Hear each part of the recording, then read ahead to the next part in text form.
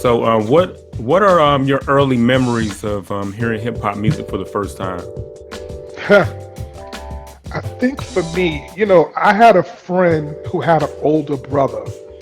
The older brother was maybe about 5 or 6 years older, so he was just around the age where he can go to parties Uh and huh. hear what's going on in New York. And this was around, I would say, somewhere in the late 70s, early 80s, in that time period.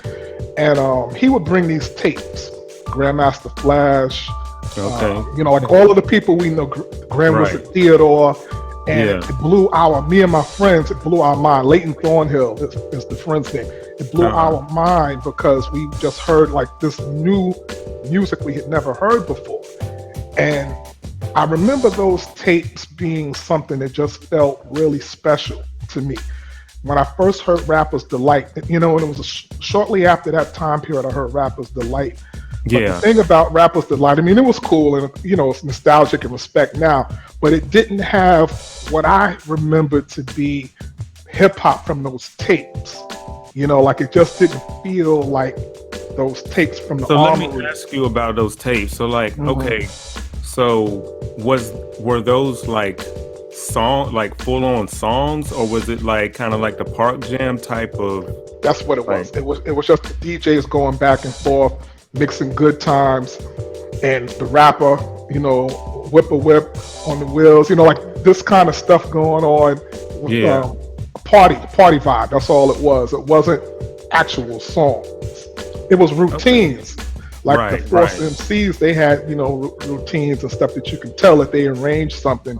But a lot of the other stuff just kind of felt like freestyle, just vibe, but party vibe stuff.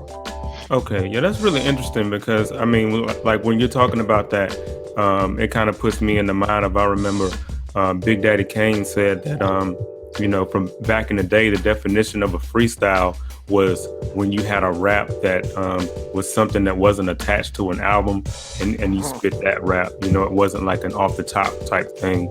So Right. was it kind of like that? Of like when you say routines, that was like raps they knew and they would say them, on stage and stuff. That's what I imagined because it didn't sound like structured songs with choruses. They may have Yeah. little breaks, certain routines that they would break into. Yes, yes, y'all to the beach. Like little things, Yeah. chants that they would Uh-huh. get the crowd into.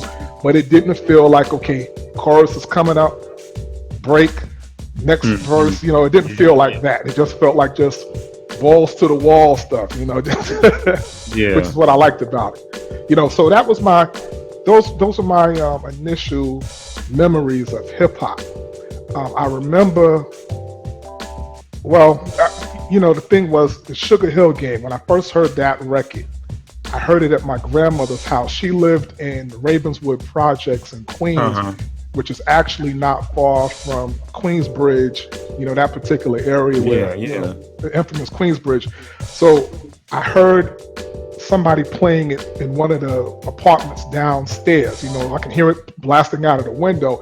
I thought it was somebody in there rhyming. I thought it was like live Oh, because there was no okay. way in the world this was a record. Because Yeah. I knew all of this stuff from tapes and parties. So I'm listening. I'm a kid listening. I'm like, oh shoot, there's somebody named Big Bang Hank downstairs rhyming. Like I Wow. literally Wow. thought it was going on. Now, of course, I later found out what it was, but Yeah. those were my early memories of hip hop. Just the energy, the excitement around it, and the freshness and the newness about it was just really intriguing for me as a kid. And it Yeah. inspired me and my friend Leighton Thornhill to create a crew ourselves. So I Uh-huh. was like What was 10, the name of the 11. crew? We had a couple of names. The first name was, I think it was Disco Enterprise. That was the first name. And Yeah. then the name after that was the Kids of Finesse because we were all kids like around 11, 10, 11 years old, Kids of Hmm. Finesse. And my name was Kid Quick. And I was like fast with going back and forth, flashing between the beat. That was my specialty. As But I far as like a couldn't DJ, like on the turntables. correct.